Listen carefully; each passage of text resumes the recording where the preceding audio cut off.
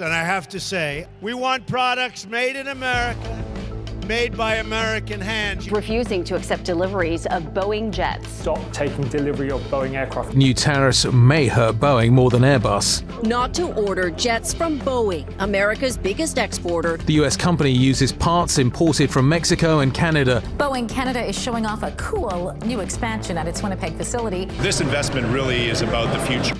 Breaking news out of Washington. Donald Trump is raging as Canada pulls off a stunning coup in America's own backyard. In a move that blindsided U.S. industry, Canadian firms have secured Boeing's multi-billion-dollar contracts, sending shockwaves from Seattle to Wichita and triggering fears of an aerospace jobs crash across the American heartland.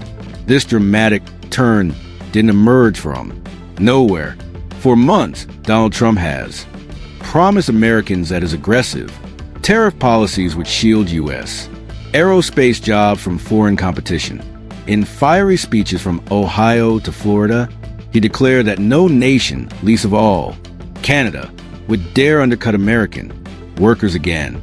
Back in 2024, the White House imposed sweeping duties on imported aircraft parts, touting them as a shield for Boeing and the thousands employed in factories across Missouri, South Carolina, and Washington state. Yet, those same tariffs sparked transatlantic tensions, rattled supply chains, and set the stage for today's shock announcement. An announcement that left Trump blindsided. Before we move on, hit the like button and subscribe. It's the simplest way to support the channel, and you won't want to miss what's ahead. Let's dive in. The shockwave came in the form of a single announcement, a whole announcement from Ottawa. Canadian aerospace firms backed by government subsidies and international partnerships have locked down a series of Boeing supply and service contracts once thought untouchable. These aren't minor deals. They include long-term agreements for fuselage assembly, avionics, components, and maintenance packages worth billions.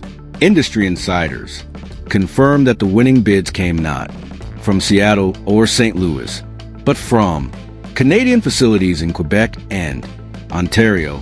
For Boeing, the decision is a strategic pivot, an effort to escape the financial squeeze of American tariffs and diversify production across borders.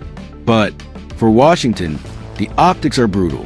One of America's most iconic manufacturers is now turning northward, placing critical work in Canadian hands.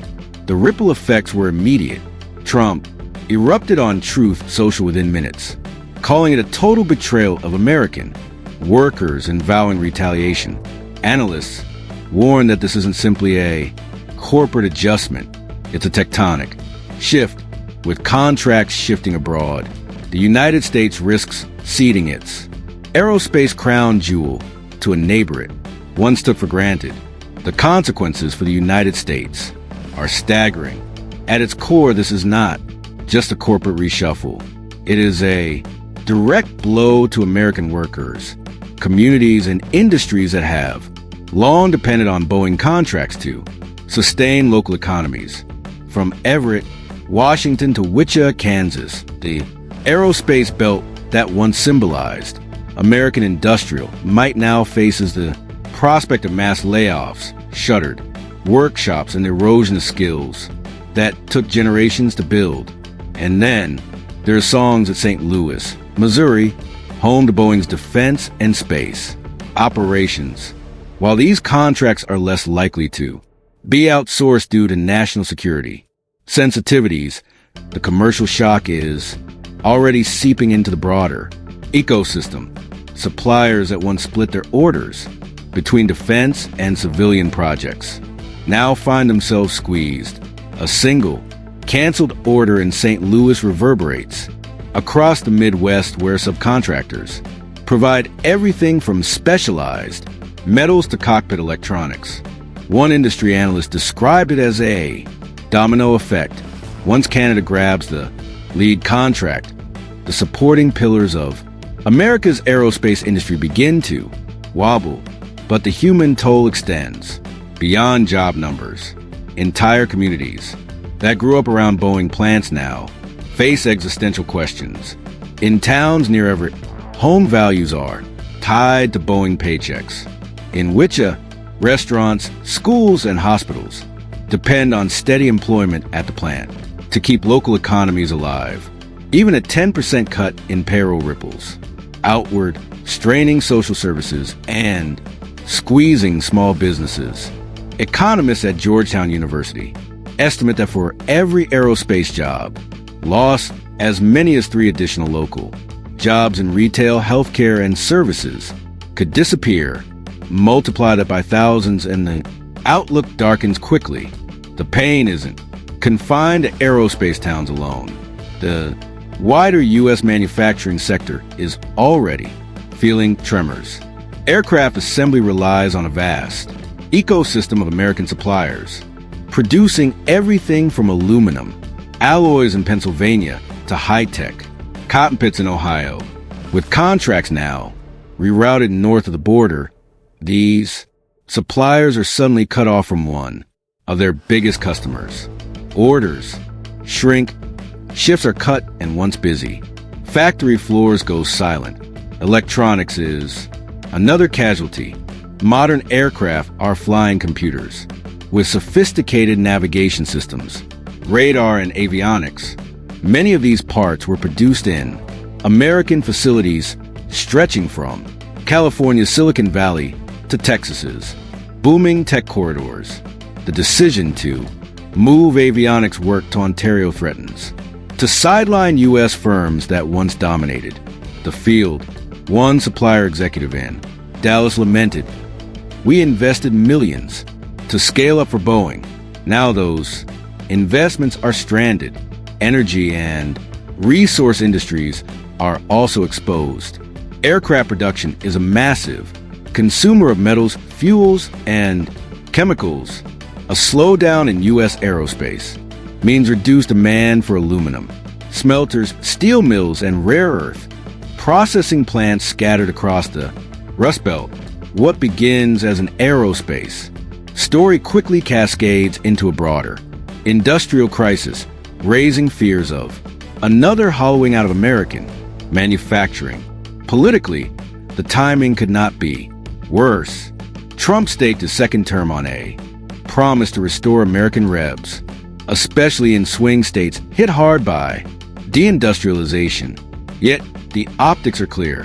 While tariffs were supposed to shield American companies, they have driven one of the nation's most iconic manufacturers to look abroad for relief.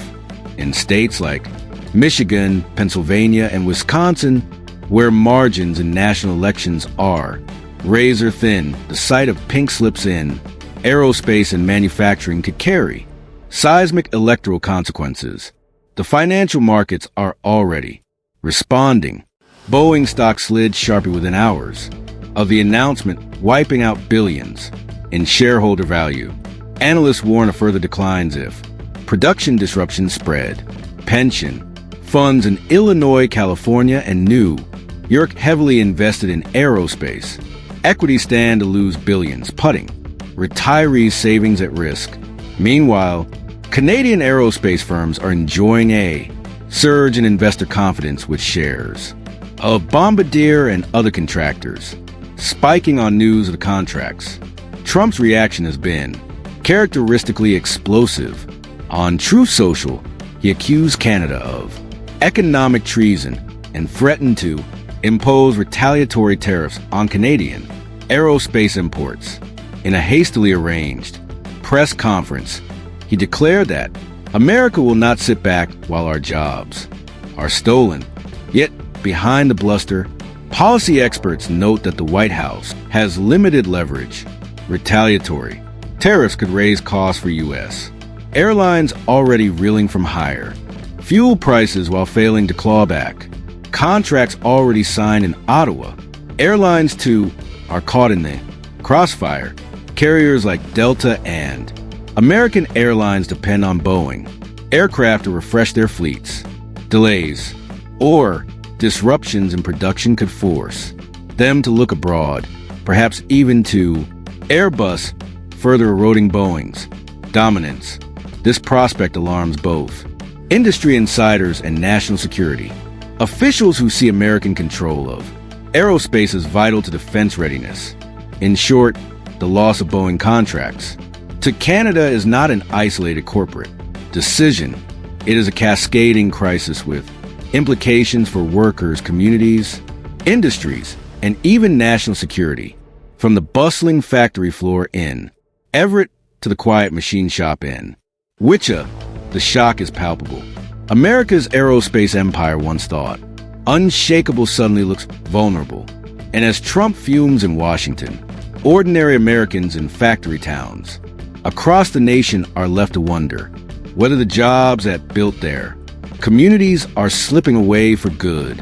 What makes this moment extraordinary is not simply that Canada has landed contracts once tied to America's industrial crown jewel, but how it did so and what it reveals about the shifting balance of economic power. For decades, aerospace was more than an industry. It was a cornerstone of America's global influence.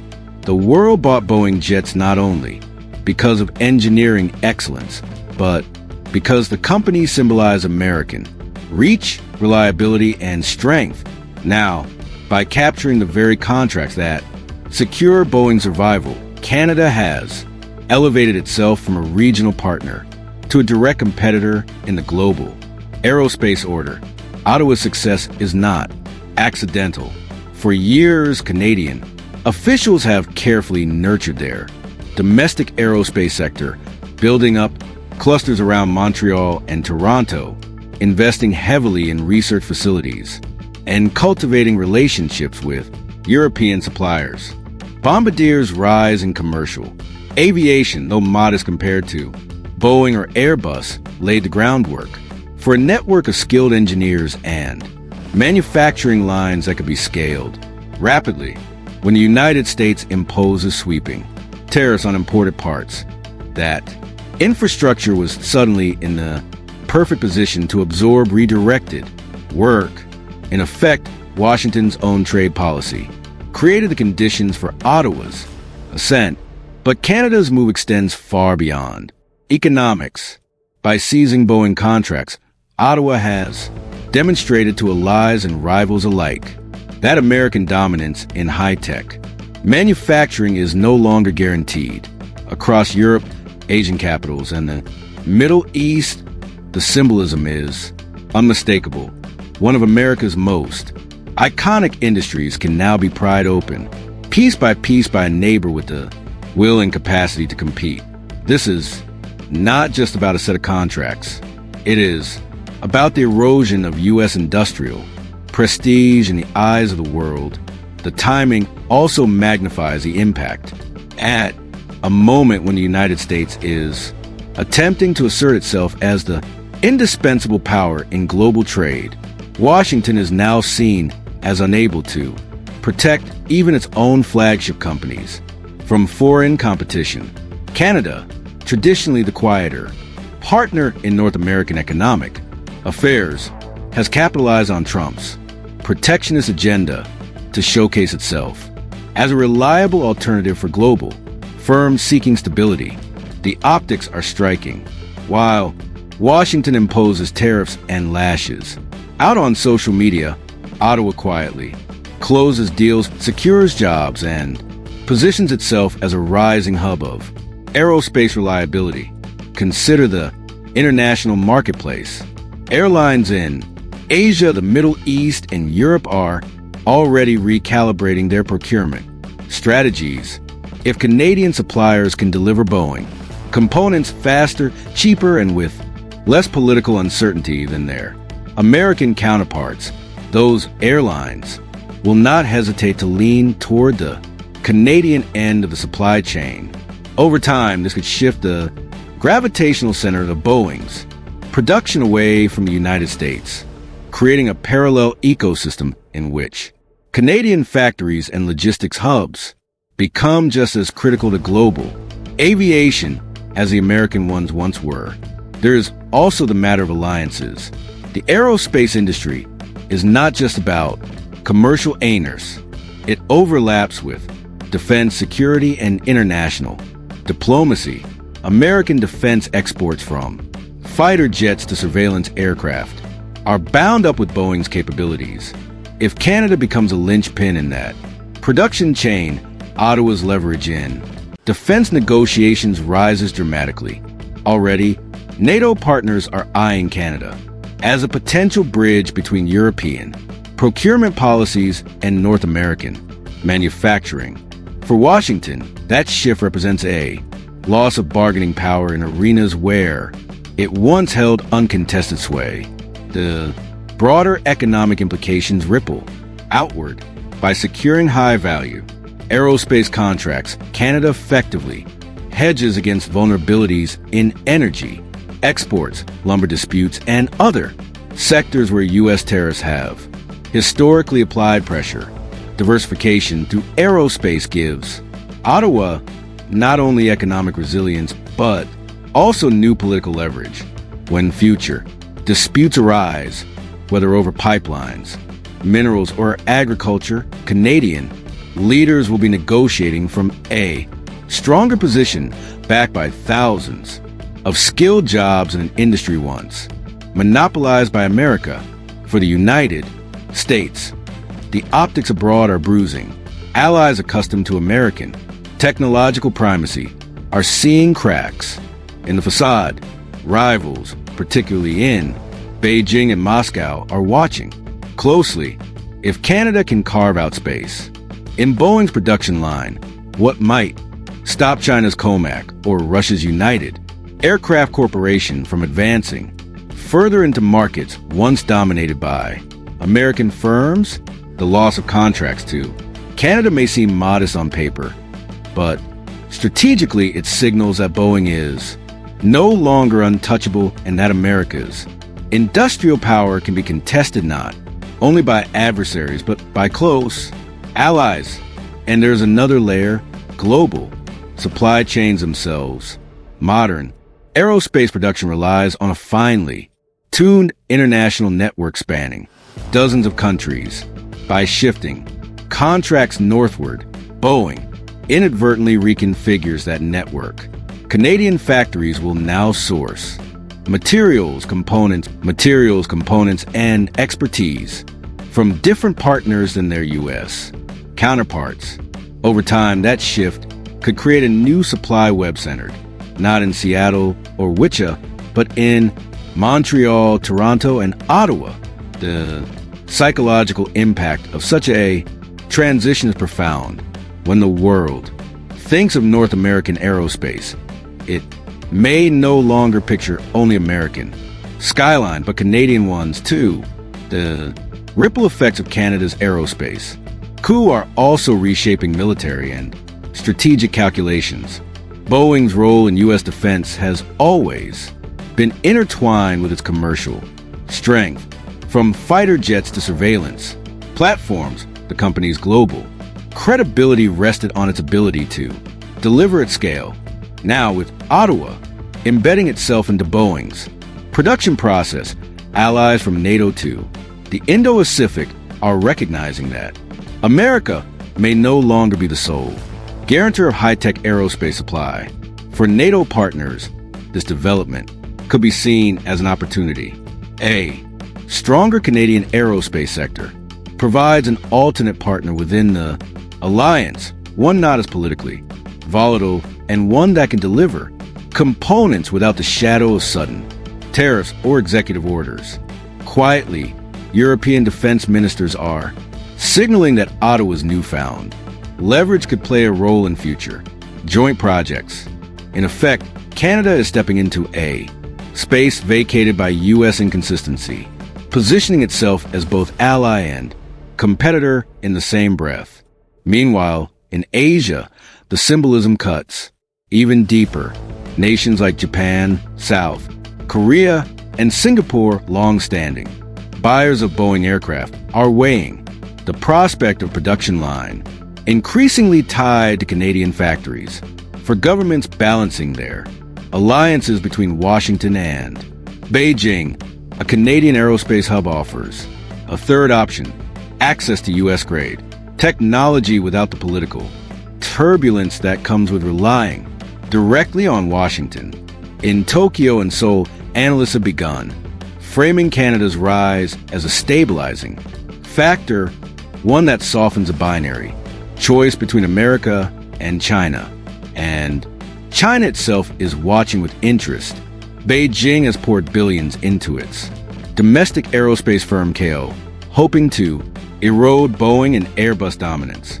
Canada's move doesn't directly empower Chinese manufacturers, but it does fragment the U.S. industrial monopoly. Every contract that leaves Wichita or Everett from Montreal is one more crack in Boeing's armor, one more signal to global buyers that the American aerospace juggernaut is not invulnerable. For Beijing, that is a strategic victory. In itself, the United States weakened, not by China, but by its own neighbor. This broader geopolitical recalibration also reshapes trade dynamics. Canada has long lived in the shadow of its southern neighbor, its exports tethered to pipelines, lumber mills, and resource flows dependent on American markets. But aerospace is different. High value, high skill, and globally demanded. It allows Canada to step out of the role of raw material supplier and into the role of advanced manufacturer by embedding itself into Boeing's contracts. Ottawa positions its economy in the same league as Germany's precision engineering or Japan's electronics industries. That shift changes how the world perceives Canada and how Canada perceives itself. For the United States, the reputational damage is as consequential as the economic loss. Washington has always wielded industrial power as an extension of its diplomacy.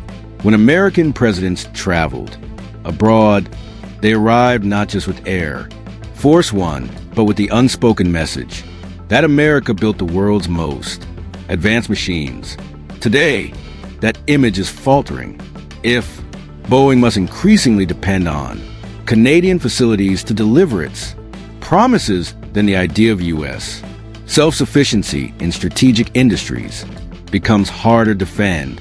Allies notice, rivals exploit, and neutral states quietly recalibrate their assumptions about where industrial leadership truly lies. Financial markets are already adjusting to this reality. Investment banks in London and Frankfurt are advising clients to diversify portfolios toward Canadian aerospace. Equities betting that Ottawa will continue winning contracts as Washington doubles down on tariffs. Pension funds in Asia are also moving in the same